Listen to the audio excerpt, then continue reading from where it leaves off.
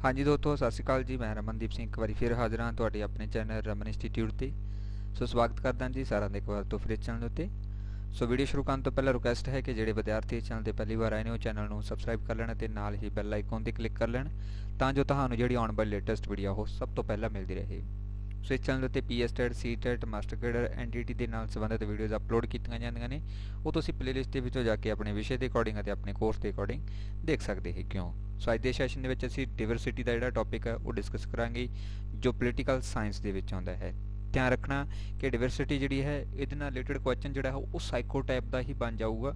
ਠੀਕ ਹੈ ਕਿ ਭਾਰਤ ਦੇ ਵਿੱਚ ਜਿਹੜੀਆਂ ਕਹਿ ਸਕਦੇ ਭਿੰਨਤਾਵਾਂ ਪਾਈਆਂ ਜਾਂਦੀਆਂ ਨੇ ਕਿਸ ਤਰ੍ਹਾਂ ਦੀਆਂ ਹੈਗੀਆਂ ਨੇ ਉਹ ਸਭ ਕੁਝ ਇਸ ਦੇ ਵਿੱਚ ਇਨਕਲੂਡ ਹੈਗਾ ਗਾ। ਤੋ ਇਹ ਜਿਹੜਾ ਬਹੁਤ ਹੀ ਸੌਖਾ ਟੌਪਿਕ ਹੈ। ਅਗਰ ਇਹਦੇ ਵਿੱਚ ਤੁਹਾਨੂੰ ਕੁਐਸਚਨ ਆਏਗਾ, ਬੇਸ਼ੱਕ ਤੁਸੀਂ ਇਹ ਟੌਪਿਕ ਪੜ੍ਹਿਆ ਨਹੀਂ ਹੈ ਤਾਂ ਵੀ ਤੁਹਾਨੂੰ ਉਸ ਦਾ ਆਨਸਰ ਆਉਂਦਾ ਹੋਊਗਾ, ਕਿਉਂਕਿ ਤੁਸੀਂ ਸਾਰਿਆਂ ਨੇ ਬੀਐਡ ਦੇ ਵਿੱਚ ਇਹ ਚੀਜ਼ ਡਿਵਰਸਿਟੀ ਵੱਲ ਜਿਹੜੀ ਉਹ ਪੜ੍ਹ ਕੇ ਆਏ ਹੋ ਕਿ ਭਾਰਤ ਕਿਉਂ ਵੱਖ ਹੈ, ਇੱਕ ਬੱਚਾ ਕਿਉਂ ਵੱਖ ਹੁੰਦਾ ਹੈ, ਐਸਐਸਟੀ ਦੇ ਤੌਰ ਦੇ ਉੱਪਰ ਕੀ ਇੱਕ ਭਿੰਨਤਾ ਪਾਈ ਜਾ ਸਕਦੀ ਹੈ, ਉਹ ਸਭ ਕੁਝ ਇਸ ਦੇ ਵਿੱਚ ਹੈ। ਠੀਕ ਹੈ, ਇਸੇ ਕਰਕੇ ਇਹਦੇ ਸਿਰਫ 20 ਹੀ ਕੁਐਸਚਨ ਬਣਦੇ ਨੇ ਜੋ ਕਿ ਪਿਛਲੇ ਪੇਪਰਾਂ ਦੇ ਦੌਰਾਨ ਕੁਝ ਆਏ ਹੋਏ ਹੈਗੇ ਨੇ। ਸੋ ਉਸ ਟਾਈਪ ਦੇ ਨੇਗੇ, ਸੋ ਉਸੇ ਦੇ ਵਿੱਚੋਂ ਹੀ ਆਊਗਾ। ਠੀਕ ਹੈ, ਜ਼ਿਆਦਾ ਕਹਿ ਸਕਦੇ ਹਨ ਇਹਦੇ ਵਿੱਚੋਂ ਕੋਈ ਕੁਐਸਚਨ ਨਹੀਂ ਬਣਦਾ ਹੁੰਦਾ। ਡਿਵਰਸਿਟੀ ਦੇ ਵਿੱਚੋਂ ਜ਼ਿਆਦਾਤਰ ਜਿਹੜੇ ਹੋਰ ਟੌਪਿਕ ਨੇ ਉਹਨਾਂ ਦੇ ਵਿੱਚੋਂ ਕੁਐਸਚਨ ਆਉਂਦੇ ਹੈਗੇ ਨੇਗੇ। ਤਾਂ ਸ਼ੁਰੂ ਕਰਦੇ ਹਾਂ ਸੈਸ਼ਨ ਅੱਜ ਦਾ। ਸੋ WhatsApp ਗਰੁੱਪ ਜੁਆਇਨ ਕਰਨ ਦੇ ਲਈ ਤੁਸੀਂ ਇਸ ਨੰਬਰ ਦੇ ਉੱਪਰ ਕੰਟੈਕਟ ਕਰ ਸਕਦੇ ਹੋ, ਜਿੱਥੇ ਤੁਹਾਨੂੰ ਸਾਰੀਆਂ PDF ਆ ਜਿਹੜੀਆਂ ਉਹ ਮਿਲਦੀਆਂ ਰਹਿਣਗੀਆਂ।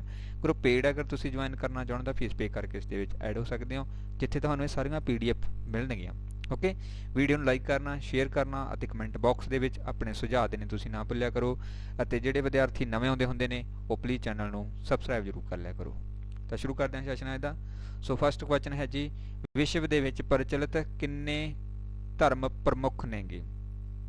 ਧਿਆਨ ਦਿਓ ਕਿ ਇਸ ਤੋਂ ਪਹਿਲਾਂ 350 ਕੁਐਸਚਨ ਜਿਹੜਾ ਹੈ ਉਹ ਕੰਪਲੀਟ ਹੋ ਚੁੱਕਿਆ ਹੈ, ਜੋ ਪੂਰੇ ਸਿਲੇਬਸ ਦੇ ਵਿੱਚੋਂ ਬਹੁਤ ਇੰਪੋਰਟੈਂਟ ਕੁਐਸਚਨ ਸੀ ਉਹ ਆਪਾਂ ਡਿਸਕਸ ਕਰ ਚੁੱਕੇ ਹੈਗੇ ਆਂਗੇ।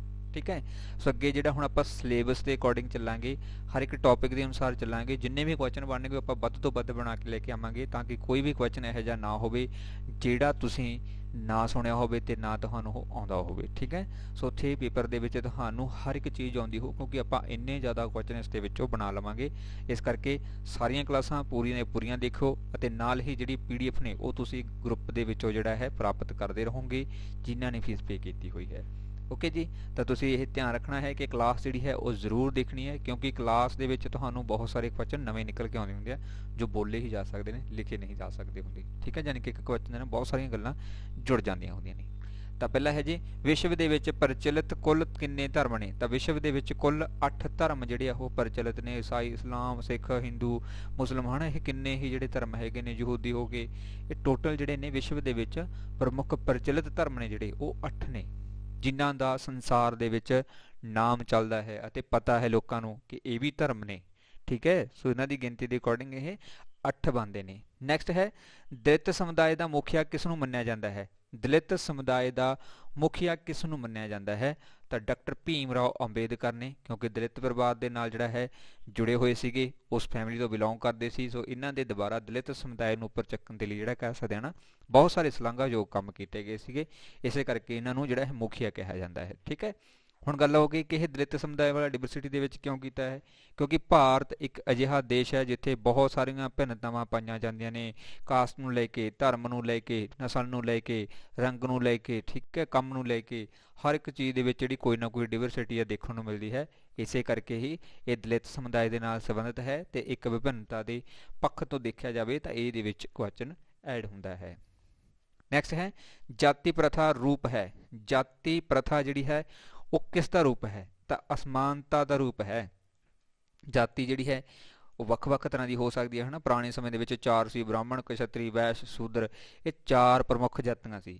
ਠੀਕ ਹੈ, ਹਾਲਾਂਕਿ ਸ਼ੁਰੂਆਤ ਦੇ ਵਿੱਚ ਸੀ ਜਿਹੜੀਆਂ ਇਹ ਕੰਮ ਦੇ ਆਧਾਰ 'ਤੇ ਸੀ, ਬਟ ਹੌਲੀ ਇਹ ਜਿਹੜੀਆਂ ਕੱਟੜ ਹੁੰਦੀਆਂ ਗਈਆਂ ਕਿ ਇਸ ਦਾ ਵਿਅਕਤੀ ਸਿਰਫ ਇਹੀ ਕੰਮ ਕਰੇਗਾ ਜਾਂ ਉਹ ਕਰੇਗਾ, ਹੈ ਨਾ, ਜਿਹਦੇ ਕਾਰਨ ਕਰਕੇ ਇਹ ਪੂਰਨ ਤੌਰ ਦੇ ਉੱਪਰ ਅੱਜ ਕੱਲ੍ਹ ਵਰਤਮਾਨ ਸਮੇਂ ਅਸਮਾਨਤਾ ਦੇ ਰੂਪ ਦੇ ਵਿੱਚ ਪੇਸ਼ ਕੀਤੀ ਜਾਂਦੀ ਹੈ, ਕਿਉਂਕਿ ਜਾਤੀ ਦੇ ਨਾਲ ਅਸਮਾਨਤਾ ਆਉਂਦੀ ਹੈਗੀ ਕਿ ਵੱਖ ਤਰ੍ਹਾਂ ਦੇ ਲੋਕ, ਕੋਈ ਜ਼ਿਆਦਾ ਗਰੀਬ ਹੈ, ਕੋਈ ਜ਼ਿਆਦਾ ਅਮੀਰ ਹੈ, ਕੋਈ ਕਿਸ ਤਰੀਕੇ ਦਾ ਹੈ ਨਾ, ਉਹਨਾਂ ਨੂੰ ਵੱਖ ਕਰਨ ਦਾ ਜਿਹੜਾ ਕਹਿ ਸਕਦੇ ਹਾਂ ਇੱਕ ਜ਼ਰੀਆ ਹੈ ਉਹ ਅਸਮਾਨਤਾ ਹੈ, ਜਿਹਨੂੰ ਜਾਤੀ ਪ੍ਰਥਾ ਕਿਹਾ ਜਾਂਦਾ ਹੈ। ਨੈਕਸਟ ਹੈ, ਭਾਰਤ ਦੀ ਖੋਜ ਪੁਸਤਕ ਕਿਸ ਨੇ ਲਿਖੀ ਹੈ। ਸੋ ਇਹਦੇ ਵਿੱਚ ਨਾ 4 ਆਪਸ਼ਨ ਆਉਣਗੇ ਤੇ ਇੱਥੇ ਤੁਸੀਂ ਨਾ ਮਿਸਟੇਕ ਕਰੋਗੇ। ਉਹ ਮਿਸਟੇਕ ਕੀ ਹੋਊ ਤੁਹਾਨੂੰ ਮੈਂ ਦੱਸਦਾ। ਤੁਹਾਨੂੰ ਕੁਐਸਚਨ ਪੁੱਛਿਆ ਗਿਆ ਕਿ ਭਾਰਤ ਦੀ ਖੋਜ ਪੁਸਤਕ ਕਿਸ ਨੇ ਲਿਖੀ ਹੈ। ਕਈ ਵਾਰ ਤੁਹਾਡੇ ਦਿਮਾਗ ਦੇ ਵਿੱਚ ਨਾ ਇਕੱਲਾ ਭਾਰਤ ਦੀ ਖੋਜ ਤੋਂ ਇਹੀ ਚੀਜ਼ ਯਾਦ ਆ ਜਾਊਗੀ ਕਿ ਭਾਰਤ ਦੀ ਜਿਹੜੀ ਖੋਜ ਹੈ ਉਹ ਕਿਸ ਨੇ ਕੀਤੀ ਹੈ, ਜਿਹਦੇ ਵਿੱਚ ਵਾਸਕੋ ਡੀ ਗਾਮਾ ਦਾ ਜਿਹੜਾ ਨਾਮ ਹੈ ਉਹ ਐਡ ਹੋਵੇਗਾ। ਠੀਕ ਹੈ, ਇਸ ਕਰਕੇ ਯਾਦ ਰੱਖਣਾ ਭਾਰਤ ਦੀ ਖੋਜ ਇੱਕ ਪੁਸਤਕ ਹੈ ਅਤੇ ਇੱਕ ਇਸ ਤਰ੍ਹਾਂ ਦਾ ਲੇਖ ਹੈ ਜਿਹਦੇ ਵਿੱਚ ਗੱਲ ਕੀਤੀ ਗਈ ਹੈ ਕਿ ਭਾਰਤ ਦੀ ਖੋਜ ਕਿਸ ਨੇ ਕੀਤੀ ਹੈ। ਤਾਂ ਇਸ ਚੀਜ਼ ਨੂੰ ਧਿਆਨ 'ਚ ਰੱਖਣਾ ਹੈ। ਭਾਰਤ ਦੀ ਖੋਜ ਜਿਹੜੀ ਪੁਸਤਕ ਹੈ ਇਹਦੀ ਰਚਨਾ ਕੀਤੀ ਹੈ ਪੰਡਿਤ ਜਵਾਹਰ ਲਾਲ ਨਹਿਰੂ ਨੇ ਕੀਤੀ ਹੈਗੀ। ਓਕੇ, ਅਗਰ ਭਾਰਤ ਦੀ ਖੋਜ ਪੁੱਛਿਆ ਜਾਂਦਾ ਤਾਂ ਵਾਸਕੋ ਡੀ ਗਾਮਾ ਜਿਹੜਾ ਆ ਜਾਂਦਾ ਹੈ, ਜਿਹਨੇ ਕਿ ਸਭ ਤੋਂ ਪਹਿਲਾਂ ਹੈ ਨਾ ਇਸ ਦੀ ਖੋਜ ਕੀਤੀ ਹੈ, ਉਹਦੇ ਅਕੋਰਡਿੰਗ ਆ ਜਾਂਦਾ ਹੈ, ਜਿਹੜਾ ਕਿ ਪਹਿਲਾਂ ਭਾਰਤ ਦੇ ਵਿੱਚ ਪਹੁੰਚਿਆ ਸੀਗਾ। ਧਿਆਨ ਰੱਖਣਾ ਇਸ ਚੀਜ਼ ਦਾ। ਭਾਰਤ ਦੀ ਖੋਜ ਪੁਸਤਕ ਜਿਹੜੀ ਹੈ ਇਹ ਕਾਫੀ ਵਾਰ ਰਿਪੀਟ ਹੋਈ ਹੈ ਪੀਐਸਟੈਟ ਦੇ ਵਿੱਚ, ਇਸ ਲਈ ਇਸ ਨੂੰ ਵੈਰੀ ਇੰਪੋਰਟੈਂਟ ਤੇ ਅਕੋਰਡਿੰਗ ਤੁਸੀਂ ਹੈ ਨਾ ਯਾਦ ਰੱਖਣਾ ਹੈ, ਪੰਡਿਤ ਜਵਾਹਰ ਲਾਲ ਨਹਿਰੂ। ਨੈਕਸਟ ਹੈ ਜੀ, ਈਸਾਈ ਧਰਮ ਦਾ ਪ੍ਰਚਾਰਕ ਕੇਰਲਾ ਦੇ ਵਿੱਚ ਕਦੋਂ ਆਇਆ। ਤਾਂ ਆਪਾਂ ਗੱਲ ਕਰ ਲਿਆ ਡਿਵਰਸਿਟੀ ਦੀ, ਹੈ ਨਾ। ਡਿਵਰਸਿਟੀ ਦੇ ਵਿੱਚ ਕਿਵੇਂ ਵੱਖ-ਵੱਖ ਤਰੀਕੇ ਦੇ ਨਾਲ ਜਿਹੜੇ ਧਰਮਾਂ ਨੂੰ ਲੈ ਕੇ, ਜਾਤਾਂ ਨੂੰ ਲੈ ਕੇ ਲੋਕ ਐਂਟਰ ਹੋਏ ਨੇ, ਉਹ ਸਭ ਕੁਝ ਇਸ ਦੇ ਵਿੱਚ ਆਉਂਦਾ ਹੈ। ਤਾਂ ਈਸਾਈ ਧਰਮ ਦਾ ਜਿਹੜਾ ਪ੍ਰਚਾਰਕ ਹੈ ਉਹ ਕੇਰਲਾ ਦੇ ਵਿੱਚ ਕਦੋਂ ਆਇਆ ਸੀ। 2000 ਸਾਲ ਪਹਿਲਾਂ ਕੇਰਲਾ ਦੇ ਵਿੱਚ ਈਸਾਈ ਧਰਮ ਦਾ ਪ੍ਰਚਾਰ ਕਰਨ ਦੇ ਲਈ ਆਇਆ ਸੀ। ਅਤੇ ਇਸੇ ਕਰਕੇ ਅੱਜ ਵੀ ਕੇਰਲਾ ਦੇ ਵਿੱਚ ਸਭ ਤੋਂ ਵੱਧ ਈਸਾਈ ਧਰਮ ਦੇ ਹੀ ਪੁਜਾਰੀ ਜਿਹੜੇ ਆ ਉਹ ਦੇਖਣ ਨੂੰ ਮਿਲਦੇ ਨੇ। ਸਭ ਤੋਂ ਵੱਧ ਜਿਹੜੀਆਂ ਚਰਚਾਂ ਦੇਖਣ ਨੂੰ ਮਿਲਦੀਆਂ ਨੇ, ਇਹਦਾ ਕਾਰਨ ਇਹੀ ਹੈ ਕਿ ਅੱਜ ਤੋਂ 2000 ਸਾਲ ਪਹਿਲਾਂ ਇੱਥੇ ਜਿਹੜਾ ਈਸਾਈ ਧਰਮ ਦੇ ਜਿਹੜੇ ਪ੍ਰਚਾਰਕ ਸੀ ਉਹ ਪਹੁੰਚ ਚੁੱਕੇ ਸੀਗੇ। ਨੈਕਸਟ ਹੈ, ਕਿੰਨੇ ਪ੍ਰਤੀਸ਼ਤ ਭਾਰਤੀ ਪਿੰਡਾਂ ਦੇ ਵਿੱਚ ਨਿਵਾਸ ਕਰਦੇ ਨੇ। ਤਾਂ ਪ੍ਰਤੀਸ਼ਤ ਦੀ ਗੱਲ ਕਰੀਏ ਤਾਂ 75% ਲੋਕ ਜਿਹੜੇ ਹੈਗੇ ਨੇ ਅੱਜ ਵੀ ਜਿਹੜੇ ਹੈਗੇ ਨੇ ਉਹ ਪਿੰਡਾਂ ਦੇ ਵਿੱਚ ਰਹਿ ਰਹੇ ਹੈਗੇ ਨੇਗੇ। ਠੀਕ ਹੈ, ਪੇਂਡੂ ਖੇਤਰ ਦੇ ਵਿੱਚ ਨਿਵਾਸ ਕਰਦੇ ਹੈਗੇ ਨੇ। ਅਗਰ ਅਸੀਂ 2020 ਦੇ ਅਕੋਰਡਿੰਗ ਗੱਲ ਕਰੀਏ ਤਾਂ ਥੋੜ੍ਹਾ ਜਿਹਾ ਘੱਟ ਜਾਊਗਾ, 72, 73 ਜਾਂ 70 ਤੱਕ ਜਾ ਸਕਦੇ ਹੈਗੇ ਆ। ਠੀਕ ਹੈ, ਬਟ ਹੁਣ ਜਿਹੜੇ ਕਿ ਪੁਰਾਣੇ 2011 ਦੇ ਡਾਟੇ ਦੇ ਅਕੋਰਡਿੰਗ ਆ ਤਾਂ 75% ਲੋਕ ਜਿਹੜੇ ਆ ਉਹ ਪਿੰਡਾਂ ਦੇ ਵਿੱਚ ਨਿਵਾਸ ਕਰਦੇ ਨੇ ਤੇ 25% ਜਿਹੜੇ ਆ ਉਹ ਸ਼ਹਿਰਾਂ ਦੇ ਵਿੱਚ ਸੀਗੇ। ਪਸ਼ਮੀਨਾ ਸ਼ਾਲ ਆਮ ਤੌਰ ਤੇ ਕਿੱਥੇ ਬਣਾਈ ਜਾਂਦੀ ਹੈ।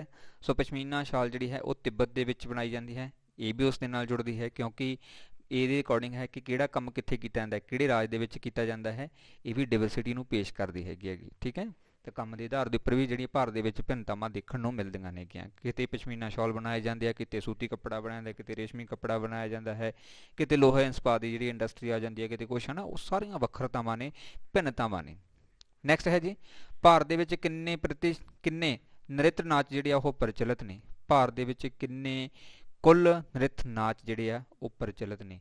ਤਾਂ ਭਾਰਤ ਦੇ ਵਿੱਚ ਕੁੱਲ 100 ਨ੍ਰਿਤ ਨਾਚ ਜਿਹੜਾ ਹੈ ਉਹ ਪ੍ਰਚਲਿਤ ਹੈ। ਅਤੇ ਕੱਲ੍ਹ ਮੈਂ ਹੋਰ ਚੀਜ਼ ਦੱਸੀ ਸੀ ਕਿ ਜੇਕਰ ਕਲਾਸੀਕਲ ਡਾਂਸ ਪੁੱਛ ਲਏ ਜਾਂਦੇ ਨੇ ਤਾਂ ਇਹ 8 ਨੇ। ਕਲਾਸੀਕਲ ਡਾਂਸ ਜਿਹੜੇ ਆ ਉਹ 8 ਨੇ ਅਤੇ ਕਲਾਸੀਕਲ ਭਾਸ਼ਾਵਾਂ ਜਿਹੜੀਆਂ ਉਹ 6 ਨੇ। ਵੈਸੇ 22 ਨੇ ਗਿਆ, ਬਟ ਕਲਾਸੀਕਲ ਜਿਹੜੀਆਂ 6 ਨੇ ਗਿਆ। ਓਕੇ, ਤੇ ਵੀ ਯਾਦ ਰੱਖਣਾ ਹੈ, ਨ੍ਰਿਤ ਵੀ ਯਾਦ ਰੱਖਣਾ ਹੈ ਕਿੰਨੇ ਨੇਗੇ। ਨੈਕਸਟ ਹੈ ਜੀ, ਦਲਿਤ ਸ਼ਬਦ ਦਾ ਅਰਥ ਹੁੰਦਾ ਹੈ। ਦਲਿਤ ਸ਼ਬਦ ਦਾ ਅਰਥ ਹੈ ਜੀ ਟੁੱਟਿਆ ਹੋਇਆ, ਵੱਖ ਹੋਇਆ। ਠੀਕ ਹੈ, ਇਸ ਨੂੰ ਕਿਹਾ ਜਾਂਦਾ ਹੈ ਦਲਿਤ। ਅਤੇ ਦਲਿਤਾਂ ਦੇ ਲਈ ਸਭ ਤੋਂ ਪਹਿਲਾਂ ਹਰੀਜਨ ਸ਼ਬਦ ਕਿਸ ਨੇ ਵਰਤੇ ਸੀ। ਇਹ ਕੁਐਸਚਨ ਵੀ ਕਾਫੀ ਵਾਰ ਰਿਪੀਟ ਹੋਇਆ ਹੈ। ਹਰੀਜਨ ਸ਼ਬਦ ਸੀਗੇ ਜਿਹੜੇ ਉਹ ਮਹਾਤਮਾ ਗਾਂਧੀ ਨੇ ਵਰਤੇ ਸੀ, ਜੋ ਕਿ ਆਪਾਂ ਲਾਸਟ ਕਲਾਸ ਦੇ ਵਿੱਚ ਡਿਸਕਸ ਕੀਤਾ ਸੀ। ਨੈਕਸਟ ਹੈ, ਭਾਰਤੀ ਸੰਵਿਧਾਨ ਦਾ ਪਹਿਲਾ ਪਾਠ ਜੋ ਕਿ ਸਮਾਨਤਾ ਦਰਸਾਉਂਦਾ ਹੈ। ਮੀਨਜ਼ ਕਿ ਸਾਰੇ ਲੋਕ ਜਿਹੜੇ ਭਾਰਤ ਦੇ ਵਿੱਚ ਰਹਿੰਦੇ ਨੇ ਉਹ ਸਮਾਨ ਨੇ, ਕੋਈ ਵੱਡਾ ਛੋਟਾ ਨਹੀਂ ਹੈ ਇੱਕ ਦੂਜੇ ਦੇ ਨਾਲੋਂ। ਤਾਂ ਇਹ ਕਿਹੜਾ ਪੇਜ ਹੈ, ਕੀ ਕਿਹਾ ਜਾਂਦਾ ਇਸ ਨੂੰ, ਉਹ ਹੈ ਪ੍ਰਸਤਾਵਨਾ ਪ੍ਰਿੰਬਲ। ਉਸ ਦੇ ਵਿੱਚ ਸਮਾਨਤਾ ਦੀ ਗੱਲ ਕੀਤੀ ਗਈ ਹੈ ਕਿ ਭਾਰਤ ਦੇ ਸਾਰੇ ਲੋਕ ਜਿਹੜੇ ਆ ਉਹ ਬਰਾਬਰ ਨੇ, ਕਿਸੇ ਨਾਲ ਕੋਈ ਭੇਦਭਾਵ ਜਿਹੜਾ ਹੈ ਉਹ ਨਹੀਂ ਕੀਤਾ ਜਾਊਗਾ। ਨੈਕਸਟ ਹੈ ਜੀ, ਉਹ ਬਾਲਕ ਜਿਨ੍ਹਾਂ ਨੂੰ ਪਹਿਲਾਂ ਆਮ ਤੌਰ ਤੇ ਅਪੰਗ ਕਿਹਾ ਜਾਂਦਾ ਸੀ, ਹੁਣ ਉਹਨਾਂ ਨੂੰ ਕੀ ਕਿਹਾ ਜਾਂਦਾ ਹੈ। ਉਹ ਬਾਲਕ ਜਿਨ੍ਹਾਂ ਨੂੰ ਪਹਿਲਾਂ ਆਮ ਤੌਰ ਤੇ ਅਪੰਗ ਕਿਹਾ ਜਾਂਦਾ ਸੀ, ਕਿਸੇ ਤਰ੍ਹਾਂ ਦੀ ਡਿਸੇਬਿਲਿਟੀਜ਼ ਉਹਦੇ ਵਿੱਚ ਇਸੇ ਕਾਰਨ ਕਰਕੇ ਅਪੰਗ ਕਹਿ ਦਿੰਦੇ ਸੀ, ਬਟ ਵਰਤਮਾਨ ਸਮੇਂ ਉਹਦੇ ਵਿੱਚ ਚੇਂਜ ਕਰ ਦਿੱਤਾ ਗਿਆ ਹੈ। ਹੁਣ ਉਹਨਾਂ ਨੂੰ ਕੀ ਕਿਹਾ ਜਾਂਦਾ ਹੈ ਜੀ, ਵਿਸ਼ਿਸ਼ਟ ਜ਼ਰੂਰਤਾਂ ਵਾਲੇ ਬਾਲਕ, ਸਪੈਸ਼ਲ ਨੀਡਸ ਵਾਲੇ ਜਿਹੜੇ ਕਹਿ ਸਕਦੇ ਹਾਂ ਚਾਈਲਡ ਹੁੰਦੇ ਹੈਗੇ ਨੇ, ਹੈ ਨਾ। ਉਹਨਾਂ ਦੀ ਗੱਲ ਕੀਤੀ ਗਈ ਹੈ ਕਿ ਇਹ ਅਪੰਗ ਨਹੀਂ ਹੈ, ਬਟ ਇਹਨਾਂ ਨੂੰ ਵਿਸ਼ੇਸ਼ ਜ਼ਰੂਰਤਾਂ ਦੀ ਲੋੜ ਹੈ, ਜਿਹਦੇ ਨਾਲ ਜੇਕਰ ਅਸੀਂ ਵਿਸ਼ੇਸ਼ ਸਪੈਸੀਫਿਕ ਜੇ ਕੋਈ ਅਸੀਂ ਕ੍ਰਾਈਟੇਰੀਆ ਸ਼ੁਰੂ ਕਰੀਏ, ਪ੍ਰੋਗਰਾਮ ਸ਼ੁਰੂ ਕਰੀਏ, ਤਾਂ ਇਹਨਾਂ ਦੀ ਇਹ ਅਪੰਗਤਾ ਨੂੰ ਦੂਰ ਕੀਤਾ ਜਾ ਸਕਦਾ। ਮਤਲਬ ਇਹਨਾਂ ਦੀ ਅਪੰਗਤਾ ਨੂੰ ਅਸੀਂ ਯੂਟੀਲਾਈਜ਼ ਕਰ ਸਕਦੇ ਹਾਂ ਅਤੇ ਇਹਨਾਂ ਨੂੰ ਜਿਹੜਾ ਕਹਿ ਸਕਦੇ ਹਾਂ ਜੋਬ ਦਿਵਾ ਸਕਦੇ ਹਾਂ, ਜਾਂ ਉਹਨਾਂ ਨੂੰ ਐਲੀਜੀਬਲ ਕਰ ਸਕਦੇ ਹਾਂ ਕਿ ਉਹ ਆਪਣੀ ਰੋਟੀ ਕਮਾ ਕੇ ਆਪ ਖਾ ਸਕਣਗੇ। ਨੈਕਸਟ ਹੈ ਜੀ, ਲਦਾਖ ਨੂੰ ਹੋਰ ਕਿਸ ਨਾਮ ਨਾਲ ਬੁਲਾਇਆ ਜਾਂਦਾ ਹੈ।